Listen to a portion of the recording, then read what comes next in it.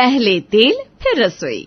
नई बहू आरती की शादी को अभी 4 ही दिन हुए हैं और आज पहली बार वो रसोई में सबके लिए खाना बना रही है।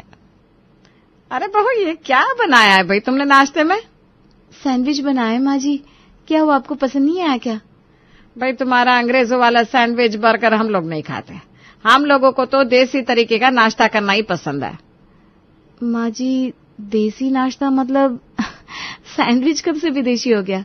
हम तो बचपन से खाते आ रहे हैं सैंडविच। कम घी तेल में फटाफट बन जाता है और हेल्दी भी होता है।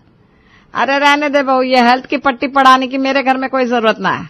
मोबाइल मेरे पास भी है, दिन भर में 36 मैसेज मेरे पास भी आते हैं। इन हेल्थ वालों की बात सुनेंगे ना तो पानी पीना भी बंद करना पड़ेगा। कोई कहता है तांबे के लोटे में रखकर पानी पियो, तो कोई कहता है तांबे के लोटे का पानी पीने से शरीर में जहर फैल जाता है। कोई कहता है ज्यादा पानी पियो, तो कोई कहता है ज्यादा पानी पीने से किडनी पर लोड पड़ता है। कोई ज्ञानी कह रहा है घी खाने से कोलेस्ट्रॉल नहीं बढ़ता, तो कोई कह रहा है घी छोड़ दो। इसी तरह का खान पान करते आए हैं हमारे पुरखे। ना उनका कुछ बिगड़ा था, ना हमारा कुछ बिगड़ेगा। मेरा तो मानना है इंसान का खाना राजा की तरह होना चाहिए, क्योंकि जैसा खाओ अन्न वैसा होगा मन। अब रूखा सूखा खाकर दिन की शुरुआत करेंगे तो मन भी तो वैसे ही रहेगा। बताओ, चड्डी पहनने की अक्ल आई नहीं, 12-12 साल के बच्चे तनाव का शिकार हुए जा रहे हैं। ये सब आजकल की मॉडर्न माओ के खाने को लेकर जो चौंचले चल रहे हैं ना, उनके कारण हो रहा है। सुबह होगी नहीं कि बच्चों के आगे रख देंगी दूध में वो कॉर्नफ्लेक्स। 50 ग्राम का कॉर्नफ्लेक्स खाकर कितनी ताकत आ जाएगी बच्चे में? तभी तो बेचारे बच्चे भी वैसे ही रूखे सूखे से रहते हैं। एक हमारा टाइम था, सुबह होते ही स्कूल जाने से पहले देसी घी में 2 पराठे खिलाकर भेजते थे हम लोग। पूरे दिन तरोताजा रहते थे बच्चे। उसके बाद 2 पराठे टिफिन में और फिर घर आकर प्लेट भरकर लंच करवाते थे। आजकल के माँ बाप बच्चों के सामने ऊंची आवाज में बात करने से भी डरते हैं, भाई बच्चा सदमे में ना चला जाए। एक हम थे, रस्सियों में बांध बांध कर पीटा जाता था अपने बच्चे को। मजाल है जो रत्ती भर भी असर पड़ गया हमारे बच्चों के ऊपर। अरे जब तन से बच्चा मजबूत होगा तो मन भी अपने आप मजबूत हो ही जाएगा। देख बहू, ये अंग्रेजी चौंचले मेरे घर में चलाने की तो कोशिश मत करियो। मेरा घर तो जैसा चल रहा है वैसा चलने दे। अरे मैं पूछती हूँ, मैंने इतनी लंबी राम कहानी सुनाई तुझे? तेरे पल्ले कुछ पड़ा या नहीं, या फिर से समझाना पड़ेगा? अरे माँ जी, इतनी लंबी रामायण सुना दी आपने। आपकी बातें सुनकर तो मेरा सर चकराने लगा। ऐसा क्या गलत कह दिया था आपसे जो आप हाथ धोकर मेरे पीछे पड़ गई? आपने मुझसे पूछा बहू नाश्ते में क्या बना है, और मैंने जवाब में सिर्फ इतना कहा था, माँ जी आज सैंडविच बनाया है। हाँ तो उसी बात का जवाब दिया। देखिए माँ जी, आप अपनी राम कहानी शॉर्ट में बताया कीजिए। सीधा सीधा बोलिए आपको क्या कहना है। बातों को गोल गोल घुमाने से कोई फायदा नहीं हो रहा है, क्योंकि मुझे आपकी एक भी बात समझ में नहीं आई। अरे भाई, हम तो परेशान हो गए तुमसे। कहने का सीधा सा मतलब यह है कि हमारे घर में खाने को लेकर किसी तरह का कोई परहेज नहीं है, इसलिए सवेरे सवेरे ये कॉर्नफ्लेक्स, सैंडविच और सूखे सूखे पोहे बनाकर रखने की कोई जरूरत नहीं है। सुबह की शुरुआत पराठों से होनी चाहिए। आई बात समझ में? सब समझ गई। आप बस इतना बता दीजिए कि अभी फिलहाल आप ये सैंडविच खाकर काम चला लेंगी या मैं जाकर फिर से पराठे बनाऊं? बड़ी मोटी चमड़ी हो गई है भाई तेरी। अरे उठा कर ले जाइए सैंडविच यहाँ से। मैंने बताया ना कोई नहीं खाने वाला हमारे घर में इससे, तो ये खा लेना। अब तो ज्यादा देर मत कर, फटाफट से आलू उबलने के लिए रख दे। अरे नहीं नहीं, रुक जा, आलू उबलने में तो अभी समय लग जाएगा। अच्छा ऐसा कर, फ्रिज में थोड़ा पनीर रखा है, पनीर के पराठे बना ले, हो जाएगा ना? हाँ माँ जी, हो जाएगा। और सुन बहुरिया, अगर अगली बार ये ब्रेड सैंडविच टॉस वॉश खाने का मन करे ना तो सीधा ब्रेड पकौड़ा बनाना। कच्ची ब्रेड हमारे घर में कोई नहीं खा पाएगा। आरती रसोई में जाती है और आटा गूंथकर जल्दी से स्टफिंग तैयार करती है। तभी उसे दिखाई देता है कि किचन में तो घी का डिब्बा ही नहीं है। माँ जी, पराठे कैसे बनाऊं? रसोई में तो घी का डब्बा दिखाई नहीं दे रहा। देख बहू, घी नहीं, हमारे यहाँ सारा खाना सिर्फ और सिर्फ तेल में बनता है, इसलिए तुझे जो कुछ भी बनाना है सरसों के तेल में बनाना पड़ेगा। बस फिर क्या था, बहू आरती ने भी सरसों के तेल की 1 लीटर की नई बोतल खोली और तेल में तर बतर करके पनीर के पराठे बनाकर पूरे परिवार के सामने रख दिया, जिसे खाकर सभी लोग बड़े खुश हो गए थे। नाश्ते के बाद बहू, तेरे ससुर जी और मनोहर अब नाश्ता करके दुकान के लिए निकलेंगे। उसके बाद 2 बजे तक लंच करने के लिए आते हैं, तब तक तो दोपहर का खाना बनाकर तैयार कर लेना। ठीक है माँ जी, जैसा आप कहें। सबको नाश्ता करवाने के बाद बहू आरती अभी किचन समेट ही रही थी कि उसे पति मनोहर की आवाज सुनाई देती है। अरे आरती, मुझे दुकान के लिए लेट हो रहा है, लाओ मेरा डब्बा दे दो। डब्बा? कैसा डब्बा? माँ जी ने तो बोला ना कि आप लोग खाना खाने के लिए घर आते हो, और वैसे तो अभी कुछ बना भी नहीं है। मैं डब्बे में चाह कर भी आपको कुछ नहीं दे सकती। माँ ने जो कहा वो बिल्कुल ठीक कहा। खाना खाने के लिए हम घर पर ही आते हैं, लेकिन एक टिफिन में कुछ स्नैक्स वगैरह तो दे दो। पूरे दिन में कई बार चाय हो जाती है, फिर खाली पेट चाय पीने से वैसे भी दिक्कत होने लगती है। मैं कुछ समझ नहीं पा रही हूँ। मैं आपको अलग से क्या दूं? घर में बिस्किट नमकीन वगैरह तो होगा, वही पैक कर दूं क्या? अरे भाई, मार्केट में दुकान है हमारी, नमकीन बिस्किट खाने होगे तो वहीं से खरीद कर नहीं खा लेंगे? माँ की आदत है, वो चाय के साथ खाने के लिए स्नैक्स हमेशा घर से बना कर देती हैं। बहू को हैरान होकर बगले झांकते देख सास आरती के पास आती है। अरे बेटा, इसके कहने का मतलब है कढ़ाई में थोड़ा तेल डालकर उसी में मूंगफली काजू वगैरह तल दे, और फिर आखिर में उसी कढ़ाई में थोड़ा चिवड़ा डालकर भून देना। बस हो जाएगा हल्का फुल्का सा नाश्ता। ठीक है माँ जी, मैं बना देती हूँ। पति के जाने के बाद आरती थोड़ी सी मूंगफली मखाने वगैरह भूनकर और चूरे की नमकीन बनाकर उसे डब्बे में पैक करके पति मनोहर को थमा देती है। मनोहर के जाने के 2 घंटे बाद सास मंदिर से लौटती है। अरे बहू, 11:30 बज रहे हैं, भाई कुछ खिलाओ, हमारी तो भूख से हालत खराब हो रही है। माँ जी, नाश्ता करके गई थी ना आप? अरे सवेरे 7 बजे जरा सा खाया था, 11:30 बज रहे हैं, भूख तो लगेगी ना। अच्छा ठीक है, मैं आपको चाय के साथ स्नैक्स दे देती हूँ। आरती एक बार फिर रसोई में जाती है और सरसों के तेल में थोड़े मुरमुरे और मूंगफली फ्राई करके ले आती है। अभी तो ये खाकर काम चला लीजिए, उसके बाद थोड़ी देर में लंच बना दूंगी। चल ठीक है।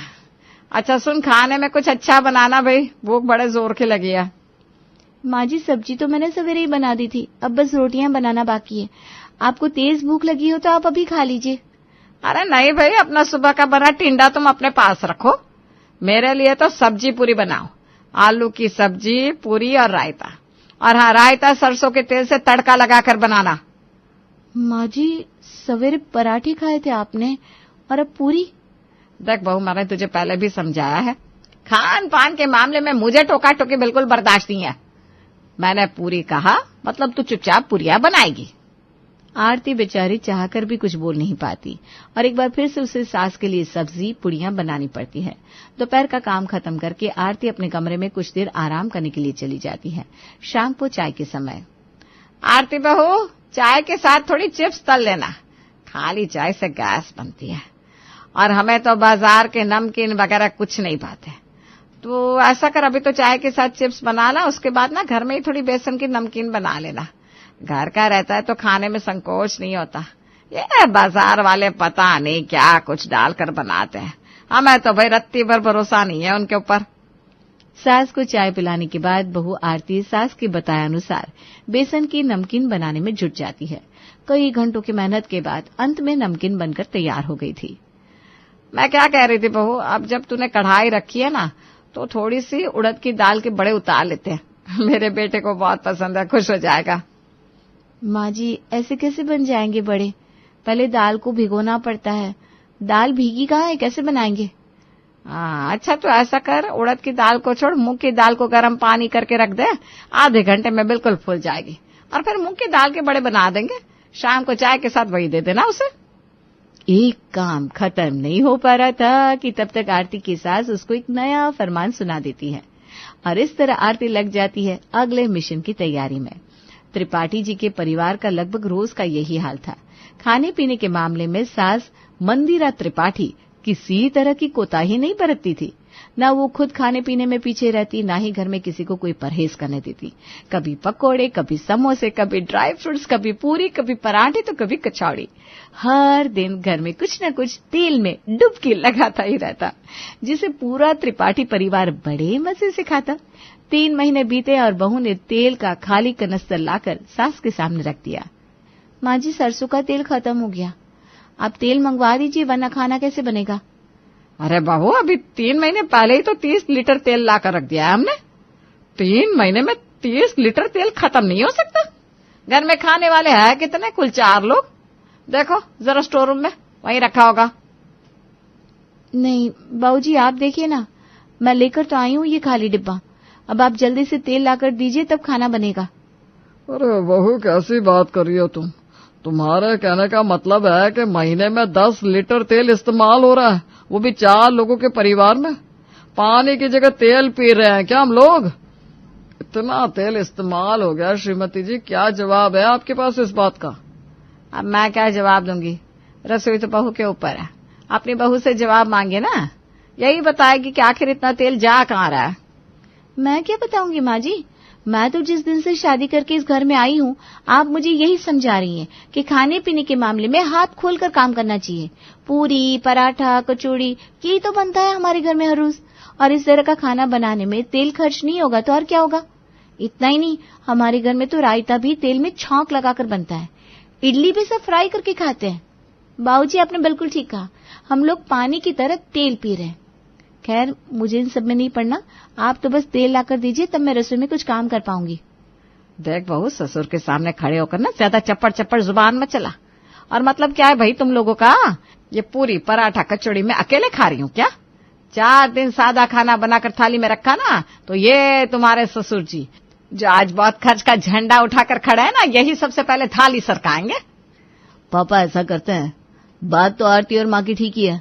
हम लोगों को भी आदत हो गई है ना, पूड़ी कचौड़ी ना खाएं तो हमारे लिए जैसे हमारा खाना कंप्लीट ही नहीं होता। ऐसा करते हैं, आरती को रसोई के लिए एयर फ्रायर और माइक्रोवेव ला कर देते हैं, उसमें कम तेल में बढ़िया खाना बनकर तैयार हो जाएगा। ठीक है, ये भी अच्छा आइडिया है। अगले दिन तक घर पर ओवन और एयर फ्रायर आ चुका था। सुनती हो, अब नए एयर फ्रायर की खुशी में समोसे तो बना लो, मजा आ जाएगा। ठीक है, अभी बनाती हूँ। कुछ देर बाद आरती एयर फ्रायर में बने कुरकुरे समोसे लाकर सबके सामने रखती है।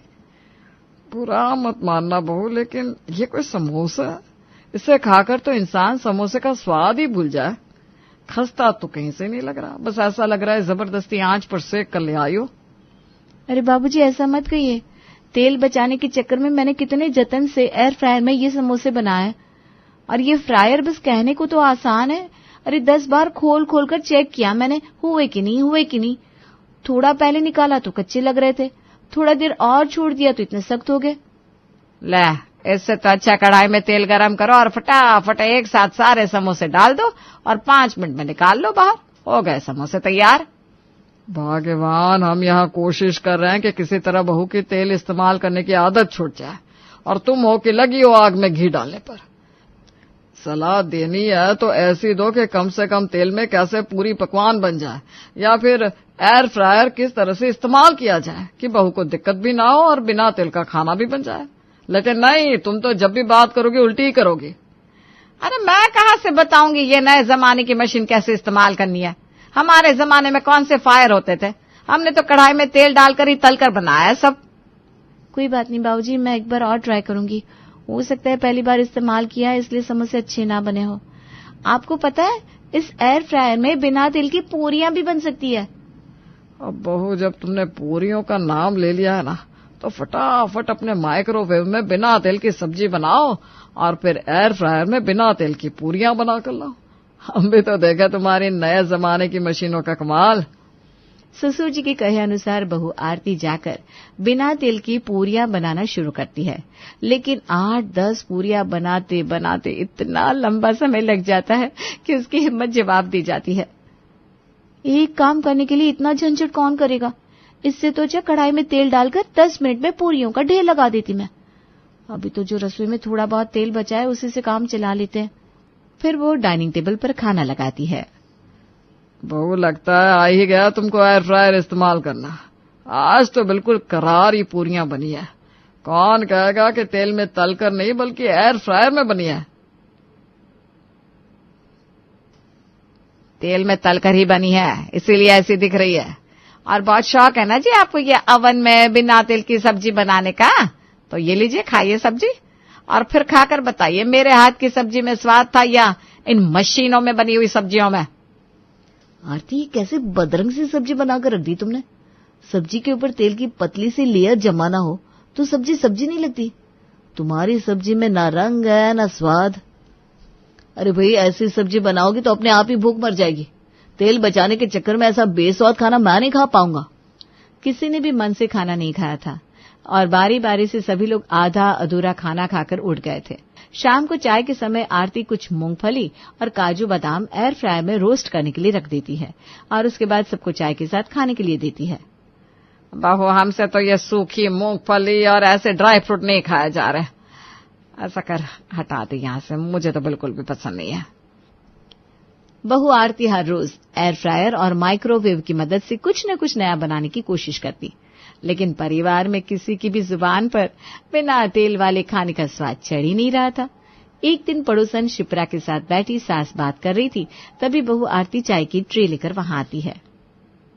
अरे बहन, क्या बता रही हो? अब चौराहे के सामने आज भंडारा लगने वाला है।